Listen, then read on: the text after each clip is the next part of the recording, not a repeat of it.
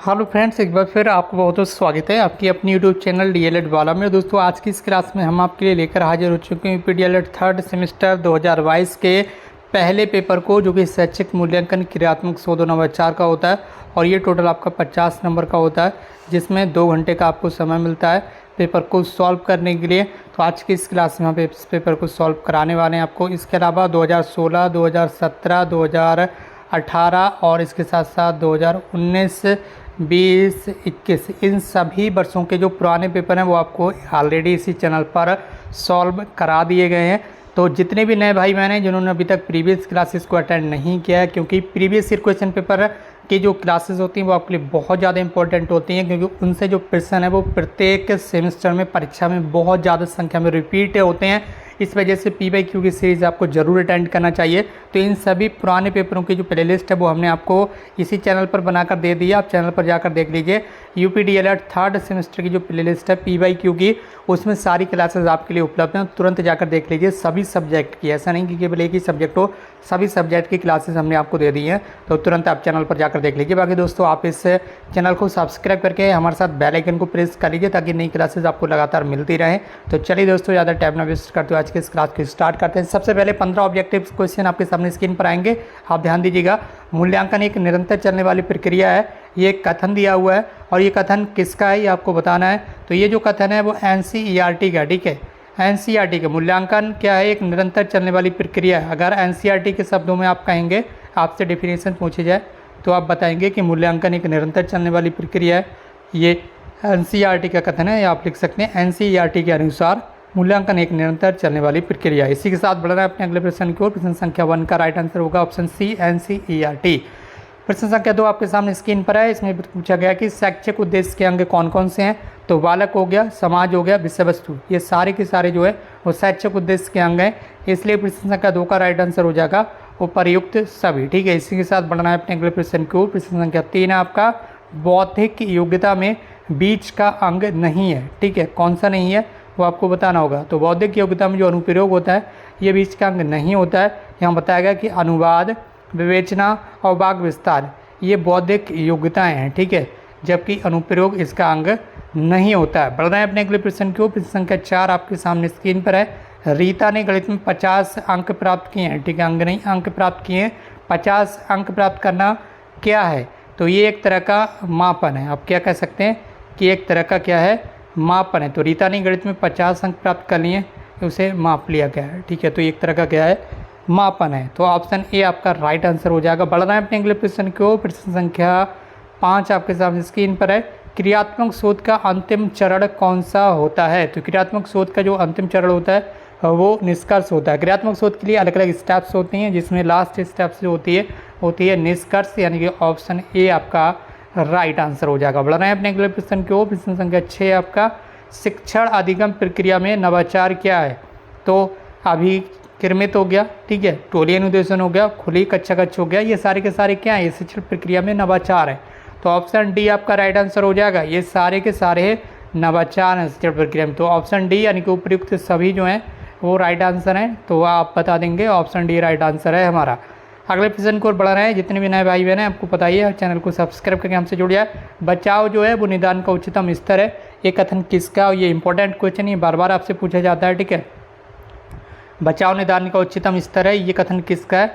तो ये जो कथन है ये रॉस का आपको बताना है, ठीक है। ऑप्शन डी आपका राइट आंसर हो जाएगा। बढ़ाना है अपने अगले प्रश्न को। प्रश्न संख्या 8 आपके सामने स्क्रीन पर है। उत्तम परीक्षण की विशेषता नहीं है, ठीक है। उत्तम परीक्षण जो होता है उसकी विशेषता कौन सी नहीं होती? कठोरता, ये उत्तम परीक्षण की विशेषता नहीं होती। जबकि आपसे पूछा जाए कि एक अच्छे और उच्च उत्तम परीक्षण की विशेषता कौन कौन सी हैं, आप लिखिए। तो आप बताएंगे वैधता, विश्वसनीयता और वस्तुनिष्ठता, ये एक उत्तम परीक्षण की विशेषता है। इसे आप अति लघु उत्तर प्रश्न में भी आंसर कर सकते हैं, ठीक है। तो इस सवाल का राइट आंसर हो जाएगा कि और कठोरता जो है वो उत्तम परीक्षण की विशेषता नहीं है। ऑप्शन डी राइट आंसर आपका। बढ़ रहा है अपने अगले प्रश्न की ओर। प्रश्न संख्या 9 आपके सामने स्क्रीन पर देखेंगे फटाफट और जुड़ जाएंगे आप हमारे साथ। प्रश्न संख्या 9 है कि ब्लू प्रिंट क्या है? ये प्रश्न पत्र की आधारशिला है या शिक्षण की आधारशिला है, विद्यालय की आधारशिला, इनमें से कोई नहीं।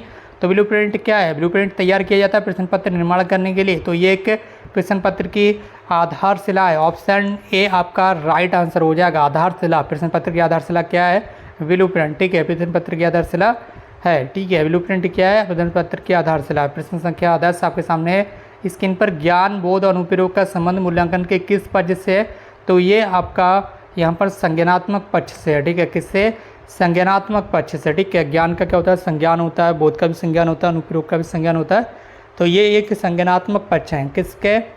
ज्ञान, बोध, अनुप्रयोग क्या है? एक संज्ञानात्मक पक्ष है। किसके? मूल्यांकन के। ठीक है, अगले प्रश्न की ओर बढ़ जाना है, हम बड़े रहिएगा हमारे साथ। प्रश्न संख्या 11 है ब्लूम टैक्सोनॉमी कब विकसित हुई थी? ये भी एक इंपॉर्टेंट क्वेश्चन है। और ऊपर जो क्वेश्चन प्रश्न संख्या 10 है, ये भी एक इंपॉर्टेंट क्वेश्चन है। ये बार बार परीक्षा में रिपीट होते हैं क्वेश्चन, जिस वजह से बार बार आपको समझाया जा रहा है। अगर आप इन सारी क्लासेस को देखकर परीक्षा में जाएंगे तो निश्चित रूप से आप सफल होकर आएंगे और आप कहेंगे कि हाँ बिल्कुल, परीक्षा में P/Q सीरीज से बहुत बड़ी संख्या में प्रश्न रिपीट हुए। और प्रश्न संख्या 11 की ब्लूम टैक्सोनॉमी कब विकसित हुई थी? तो आप बताएंगे कि जो ब्लूम टैक्सोनॉमी है 1956 यानी कि 1956 में विकसित हुई थी। बढ़ रहा है अपने अगले प्रश्न की। प्रश्न संख्या 12 आपका मापन किसी निश्चित स्वीकृत नियमों के अनुसार वस्तुओं को अंक प्रदान करने की प्रक्रिया है। एक डेफिनेशन है लिखी हुई, तो ये किसकी है? ये यहाँ पर आपको बताना है। ठीक है, अगर आपसे मापन के बारे में पूछा जाए तो आप बता सकते हैं कि मापन की डेफिनेशन, परिभाषा आपसे पूछी जाए तो आप बता सकते हैं कि मापन किसी निश्चित स्वीकृत नियमों के अनुसार वस्तुओं को अंक प्रदान करने की प्रक्रिया है। ठीक है, जिसकी अभी आपने देखा ऊपर प्रश्न में लिखा हुआ था कि रीता ने, या जो भी नाम लिखा हुआ था, ठीक है, रीता, सरिता या किसी ने भी गणित में या भाषा में 50 अंक प्राप्त किए। ठीक है, तो वस्तुओं को अंक देना ही, ठीक है, क्या है? मापन है। तो यही मापन की यहाँ पर एक प्रक्रिया। आपसे पूछा जा रहा है कि जो कथन है, ये जो डेफिनेशन है वो किसकी है? तो आप बताएंगे SS स्टीवेंस ने इस डेफिनेशन को दिया है कि मापन क्या है? किसी निश्चित स्वीकृत नियमों के अनुसार वस्तुओं को अंक प्रदान करने की प्रक्रिया है। Option B right answer. बढ़ना है अपने अगले प्रश्न की ओर। मूल्यांकन प्रक्रिया को सामान्यतः कितने भागों में बांटा जाता है? तो मूल्यांकन प्रक्रिया को सामान्यतः 4 भागों में बांटा जाता है, आपको रखना है याद। अगला प्रश्न आपके सामने स्क्रीन पर है। प्रश्न संख्या 14 शैक्षिक नवाचार से क्या तात्पर्य है? तो अधिगम प्रक्रिया में नवाचार, शिक्षण विधि में नवाचार, ये दोनों ही क्या है? ये नवाचार है। ठीक है, चाहे वो अधिगम प्रक्रिया में हो या फिर शिक्षण विधि में हो। ठीक है, दोनों ही क्या है? नवाचार हैं। तो उपयुक्त दोनों आपका राइट आंसर हो जाएगा। ऑप्शन सी लगाएंगे आप। राइट आंसर में क्या लगाएंगे? Option C. बढ़ रहे हैं अपने अगले प्रश्न की। प्रश्न संख्या 15 मूल्यांकन का अनुरूप है। मूल्यांकन अनुरूप है किसका? आप बताएंगे उद्देश्य, प्रविधि के, विधि के या सिद्धांतों के। ठीक है, तो मूल्यांकन प्रविधि के अनुरूप है। किसके? प्रविधि के अनुरूप है। ठीक है, और अब यहाँ के बाद आपको पता ही होगा 16 नंबर प्रश्न अति लघुत्तर प्रश्न बन जाता है, तो बना देंगे आप अति लघुत्तर प्रश्न इसे फटाफट। और प्रश्न संख्या 16 आपके सामने स्क्रीन पर है। निदानात्मक परीक्षण के प्रमुख उद्देश्य क्या है? निदानात्मक परीक्षण के प्रमुख उद्देश्य क्या है जिससे निदान हो सकता है? तो निदानात्मक परीक्षण का मूल उद्देश्य शिक्षार्थियों के भाषिक व्यवहार में त्रुटियों का निदान करना, उनमें अपेक्षित सुधार लाना है। ठीक है, प्रश्न संख्या 17 उपचारात्मक परीक्षण के 2 उद्देश्य बताइए। तो उपचारात्मक परीक्षण के 2 उद्देश्य निम्नलिखित हैं। ठीक है, कौन कौन से हैं आप यहाँ पर देख लेंगे। छात्रों को उनकी अधिगम कठिनाई को दूर करने में मदद करना, इसके अलावा शिक्षकों को कक्षा प्रबंधन में दक्षता विकसित करने में मदद करना। ठीक है, इसके बाद प्रश्न संख्या 18 आपके सामने स्क्रीन पर है। इसमें आपसे पूछा जा रहा है कि क्रियात्मक शोध की 2 विशेषताएं बताइए। तो क्रियात्मक अनुसंधान किसी समस्या का तत्काल या त्वरित समाधान होता है, एकदम जल्द से जल्द समाधान करना ही क्या होता है? आपका क्रियात्मक अनुसंधान होता है। क्रियात्मक अनुसंधान की जो विषय वस्तु है वो दैनिक या व्यवहारिक जीवन से संबंधित होती है। प्रश्न संख्या 19 आपका हाइपोथेसिस, परिकल्पना क्या है? तो परिकल्पना वे प्रस्तावित समस्या का समाधान है जिन्हें सामान्यीकरणों या कथनों के रूप में व्यक्त किया जाता है और जिनकी सत्यता सिद्ध करने के लिए उसका परीक्षण किया जाता है। ठीक है, प्रश्न संख्या 20 आपके सामने स्क्रीन पर है। इसमें पूछा जा रहा है कि न्याय दर्श से आप क्या समझते हैं? ठीक है, सैम्पलिंग किसी समुदाय में सांख्यिकी व्यक्तियों का एक सीमाबद्ध उप समुच्चय न्यायादर्श कहलाता है। क्या कहलाता है? न्यायादर्श कहलाता है। ठीक है, इसके अलावा प्रश्न संख्या 21 है मूल्यांकन की 2 विशेषताएं लिखिए। तो मूल्यांकन एक ऐसी प्रक्रिया है जो किसी कार्यक्रम की आलोचनात्मक जांच करती है। इसके अलावा इसमें बताया गया कि किसी कार्यक्रम की गतिविधियों, विशेषताओं, परिणामों के बारे में जानकारी एकत्र करना, उसका विश्लेषण करना शामिल है। ठीक है, इसके अलावा प्रश्न संख्या 22 है मापन के प्रकार बताइए। तो मापन 4 प्रकार के होते हैं, नामित मापन, क्रमिक मापन, अंतराल मापन और अनुपात मापन। ये मापन आपके 4 प्रकार के होते हैं, आप बता सकते हैं।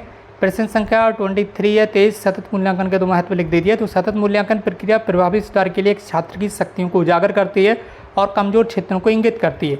दूसरा यहाँ पर महत्व बताया सतत मूल्यांकन का कि इस मूल्यांकन प्रक्रिया में शिक्षक प्रत्येक छात्र के शैक्षिक और जीवन लक्ष्यों को पूरा करने के लिए विभिन्न प्रकार की रणनीतियों का उपयोग करते हैं। ठीक है, अब इसी के साथ बढ़ना है अपने अगले प्रश्न की ओर। प्रश्न संख्या आपका 24 आपके सामने स्क्रीन पर है। इसमें पूछा जा रहा है कि शैक्षिक नवाचारों के उद्देश्य बता दीजिए। तो इस शिक्षा में शैक्षिक नवाचारों का प्रमुख उद्देश्य शिक्षा व्यवस्था को विश्व स्तरीय प्रतिस्पर्धा में आगे पहुंचाना है, जिससे कि संसार में हमारी शिक्षा प्रणाली आदर्श रूप में जाने जा सके। प्रश्न संख्या 25 आपका गणितीय कौशल को संक्षेप में बता दीजिए। तो गणितीय कौशल को एक अलग क्षेत्र के रूप में अवधारणाबद्ध किया गया है। इसमें मौखिक घटक और गैर मौखिक घटक शामिल होते हैं। इसके अलावा गणितीय कौशल का जो नियमित अभ्यास है उसे करने में बौद्धिक क्षमता का विकास भी होता है। प्रश्न संख्या आपका 26 है, भाषाई कौशल से आप क्या समझते हैं? तो भाषाई कौशल का तात्पर्य भाषा को ठीक तरह से काम करने की योग्यता अथवा सामर्थ्य हासिल करने में ही है। ठीक है, इससे ही हम भाषाई कौशल करते हैं। प्रश्न संख्या 27 है आपका परीक्षण और मापन की किन्हीं दो समानताओं को बताइए।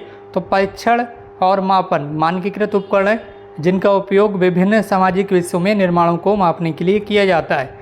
इसके साथ ही इनका जो उपयोग है वो निदान, अनुसंधान या मूल्यांकन के लिए किया जाता है। इसके अलावा प्रश्न संख्या आपका 28 है और प्रश्न संख्या 28 में आपसे पूछा जा रहा है कि शैक्षिक शोध का अर्थ बताइए। शैक्षिक शोध का अर्थ, शैक्षिक शोध के बारे में बताया गया है कि शिक्षा के क्षेत्र में किया गया एक वैज्ञानिक और क्रमबद्ध अध्ययन ही आपका शैक्षिक शोध कहलाता है। किसके क्षेत्र में?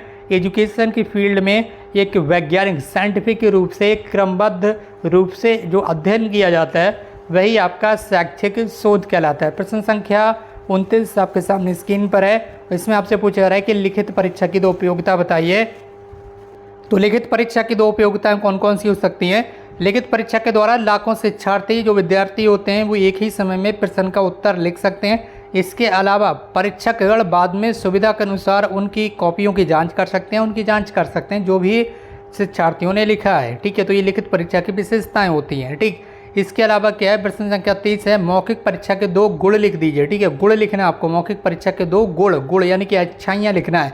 तो मौखिक परीक्षा में समय और प्रश्नों की कोई पाबंदी नहीं होती है। शिक्षक छात्र से कितने भी प्रश्न पूछ सकता है। ठीक है, और इसमें कोई समय निर्धारित नहीं होता है। ठीक, इसके अलावा मौखिक परीक्षा में अध्यापक छात्रों से मौखिक रूप से प्रश्न करके उनके ज्ञान, अभिव्यक्ति की क्षमता, उनके आत्मविश्वास की परख भी आसानी से कर लेते हैं। तो इस तरह से आज की क्लास आपकी दोस्तों यहीं पर तक है और इसके आगे के जो आपके लघु उत्तरीय प्रश्न है उसके लिए आपको अलग से क्लास दी जाएगी। इसके आप इस चैनल को सब्सक्राइब करके जल्दी से बेल आइकन को प्रेस कर लीजिए और इस क्लास को अपने अदर फ्रेंड्स के साथ भी जरूर शेयर कर दीजिए। अगर आपने अभी तक चैनल को सब्सक्राइब नहीं किया तो कर लीजिए, क्योंकि यहाँ पर आपको लगातार इसी तरह की जो क्लासेज हैं वो लगातार दी जा रही हैं। और दोस्तों आज की इस क्लास को यहीं पर समाप्त करते हैं।